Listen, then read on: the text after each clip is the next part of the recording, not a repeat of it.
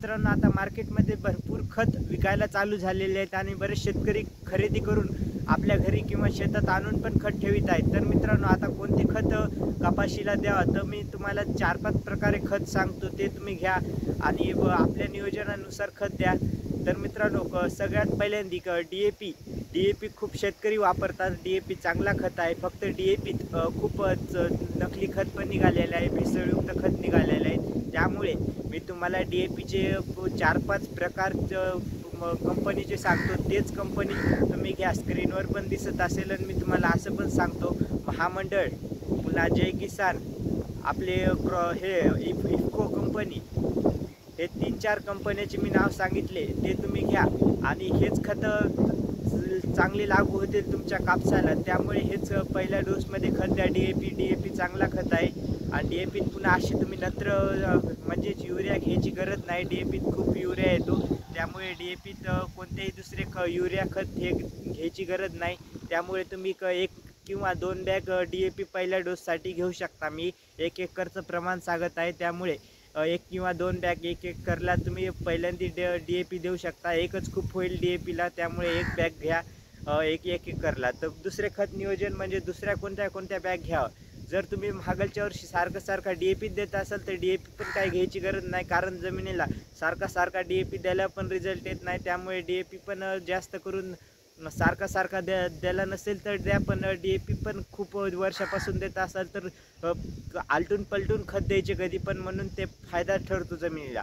तर मित्रांनो, दुसरे खत कोणकोणते घ्यावे, तर मित्रांनो 20-20-013 पण घ्या तुम्ही. 20-20-013 पण चांगला खत आहे. पहिल्या नाही तर दुसऱ्या ह्या टप्प्यात तुम्ही 20-20-013 पण देऊ शकता. पुन्हा दुसरे खत म्हणजे आणि 20-20-013 मित्रांनो, 20-20-013 महामंडळ या चांगल्या कंपनीचे खत घ्यायचे. त्याच्यात इतकी भेसळ होत नाही, पण ते पण चांगले कंपनीचे खत घ्यायचे. 20-20-013, पुन्हा 10-26-26, 15-15-15, पुन्हा असे दुसरे खत 19-19-19, हे तुम्ही मी 4-5 खतं सांगितले, 5-6 खतं ते तुम्ही घ्या.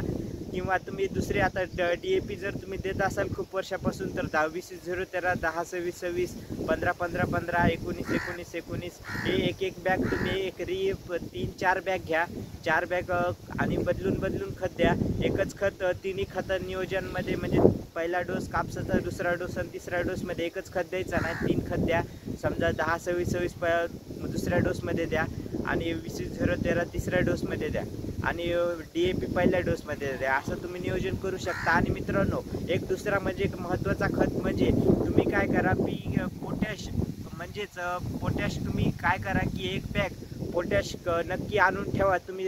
एक्स्ट्रासाठी 1 बॅग पोटॅश आणायचं, कारण मित्रांनो, कधी पण दुसऱ्या खत नियोजनात आपल्याला 20 किलो पोटॅश द्यायची गरज लागतेच, कारण आपले बोंड मोठे होण्यासाठी भरण्यासाठी पोटॅशची खूप गरज असते. त्यामुळे पावडर पोटॅश म्हणजे लाल पोटॅश असतो तेच घ्यायचा, कारण त्याच्यात 60% पोटॅशचे प्रमाण असते.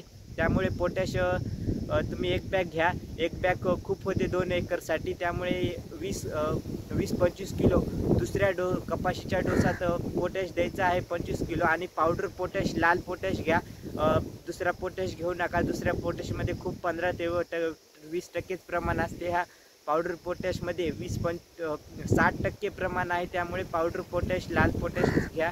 आणि दुसऱ्या खत नियोजनामध्ये 20-25 किलो पोटॅश आपल्याला जमिनीत द्यायचं आहे. त्याने खूप आपले पोट मोठे होतील.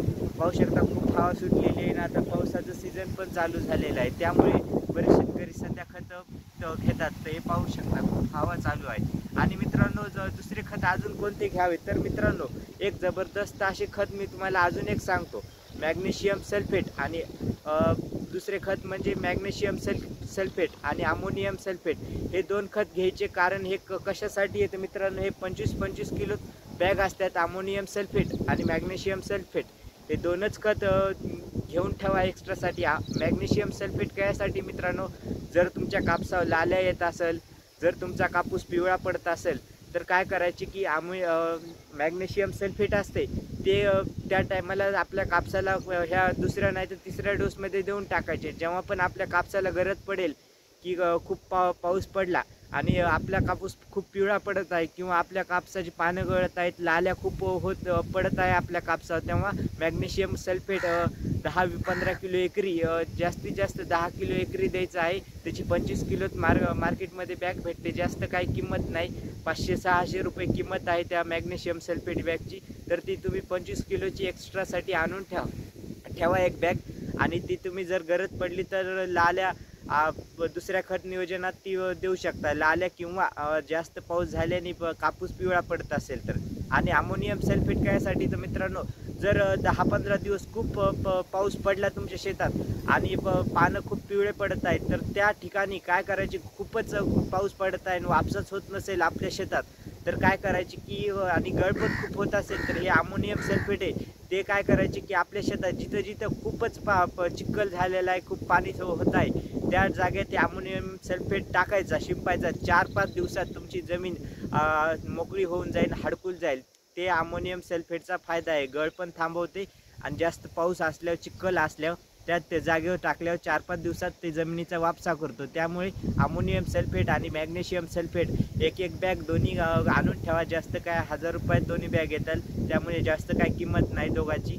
एक बॅग कधी आपल्यासाठी आणून ठेवायची. आणि मित्रांनो, अजून एक मी खत सांगतो की ते तुम्ही दुसरे खत कोणते घ्यावे. तर एक महत्त्वाचे खत म्हणजे एक मायक्रोन्यूट्रनची किट कधी आणून ठेवायची. 10 किलोची असू, 15 किलोची असू, 20 किलोची असू का 25 किलोची असू, ती एक किट मायक्रोन्यूट्रनची कधी आणून ठेवायची. कारण आपल्या पिकाला खूप दुसऱ्या डोसमध्ये एक ती किट द्यायची. 15-20 किलोच्या 25 किलोच्या ह्याच्यात पॅकमध्ये ती किट येते मायक्रोन्यूट्रनची. कोणत्या कंपनीची मार्केटमध्ये खूप कंपन्याची भेटते, किंवा बरडची किंवा ह्याची महामंडळची, ही कोणत्या पण महाधन, खूप कंपन्याची किट आहेत मायक्रोन्यूट्रनची, ती तुम्ही घ्या. त्यांनी काय फायदा होतो तर मित्रांनो, हे दुसऱ्या कपाशीच्या डोसमध्ये किंवा तुरीच्या डोसमध्ये दिली तरी खूप उत्पन्न चांगले निघते. कारण काय फायदा होतो त्या मायक्रोन्यूट्रनच्या किटमध्ये. बरेच शेतकरी काय करतात की DAP, युरिया, DAP, पुन्हा हे 10-26-26-20-13 हेच खत देतात. ह्याच्यात काही सूक्ष्म अन्नद्रव्य मिक्स करीत नाहीत. त्यामुळे काय होते की आपली पातेगळ, पुन्हा जास्त कापसाचा फुटवा होत नाही. त्यामुळे आपल्याला ही मायक्रोन्यूट्रनची कधी एक किट आणायची.